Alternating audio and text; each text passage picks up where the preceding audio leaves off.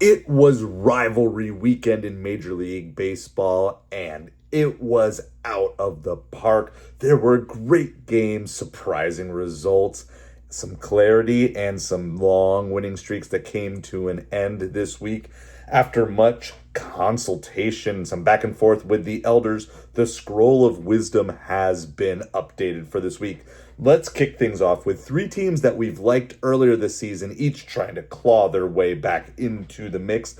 These squads aren't in the scroll, but they've caught the attention of the scribes. First, there is the Los Angeles Angels. We had them ranked earlier in their season only to see them fall off, but a 3-game sweep of the Los Angeles Dodgers in the Freeway Series is still impressive. They've got some work to do to climb back into playoff contention, but this shows they can hang with the big dogs. They just need to be more consistent.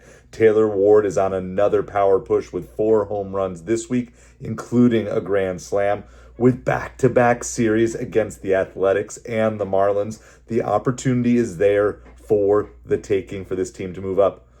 Next, just being mentioned here, not quite good enough to be on the scroll, the Cincinnati Reds. This is another team we liked early on that fell off.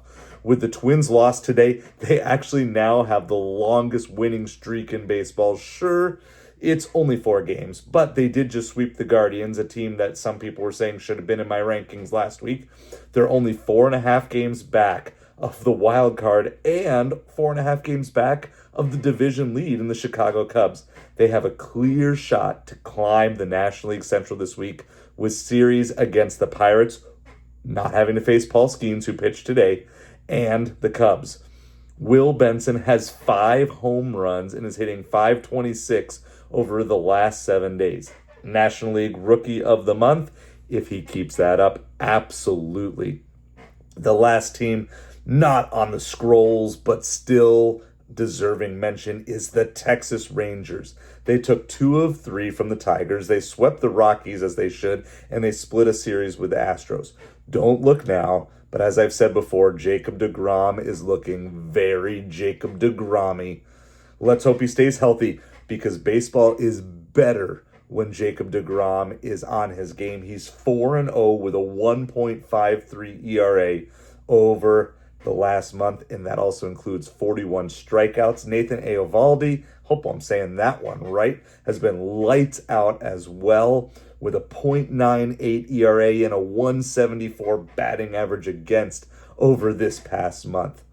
Josh Jung, again, am I saying it right? Correct me if I'm wrong. And Wyatt Langford are supplying the power to back up the arms.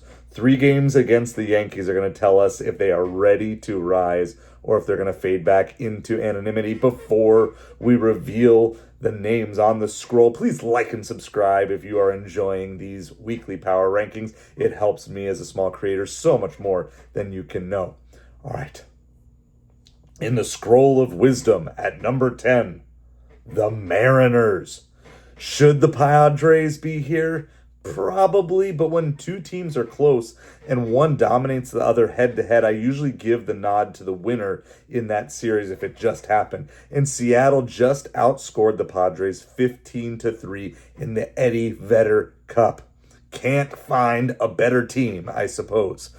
Anyway, they are inconsistent, but when their pitching shows up, it can be absolutely dominant. They've allowed exactly 1 run in 4 of their last 5 games.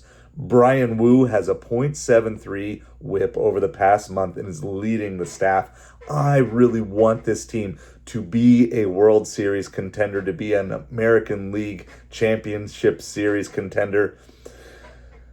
Let's see what they can do. Despite some recent struggles overall, they are still the AL West leaders, but the Rangers and Astros are lurking. They can knock it easy.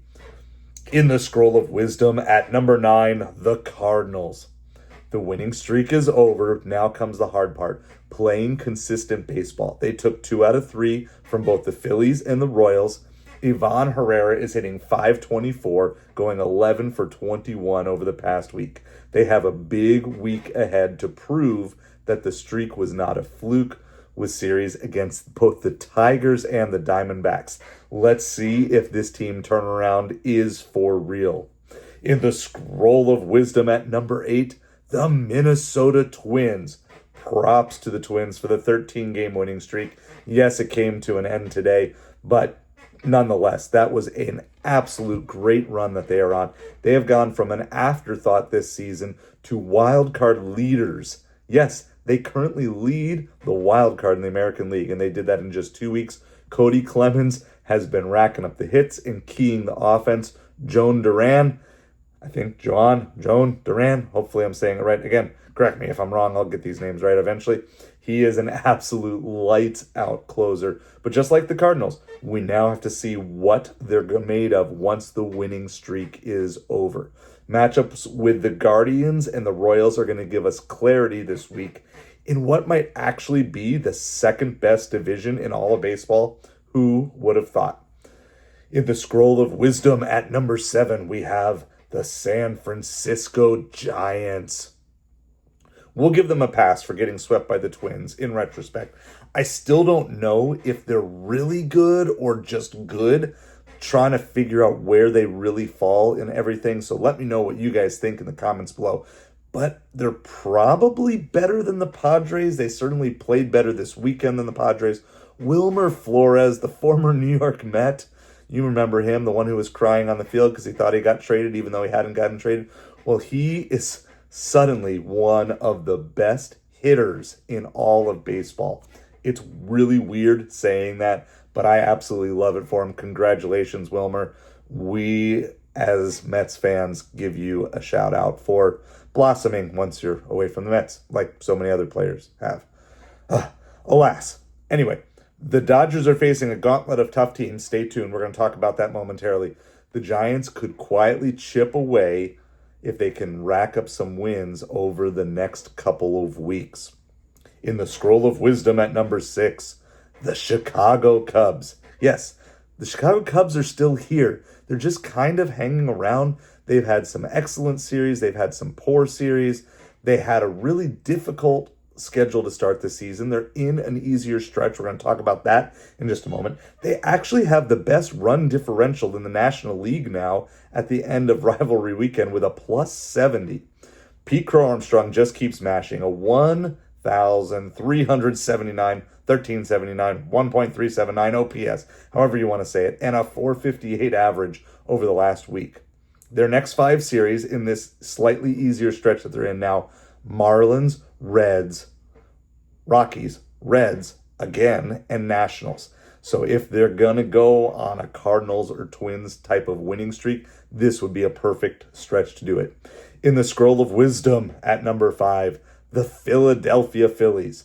They are breathing down the necks of the New York Mets. Yes, and unlike the Mets, they actually did sweep the Pirates. They actually did complete that sweep with a win over Paul Skeens today. Bryce Harper continues padding his Hall of Fame resume.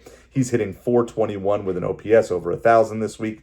Zach Wheeler's Cy Young campaign is still rolling. He's 3-0 with a 1.65 ERA and 39 strikeouts in the last month. They've got a 4-game series with the Rockies and 3 games with the Athletics coming up this week.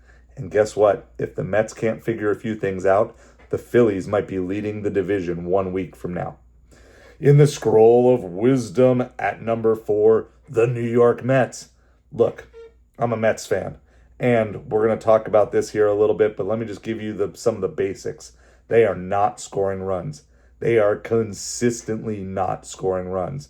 And the bullpen keeps cracking, once again just absolutely blowing up against the Yankees tonight. Carlos Mendoza doesn't have a lot of great options to go to. Mets fans are panicking, and they're tied. The Mets are still tied for the best record in the National League.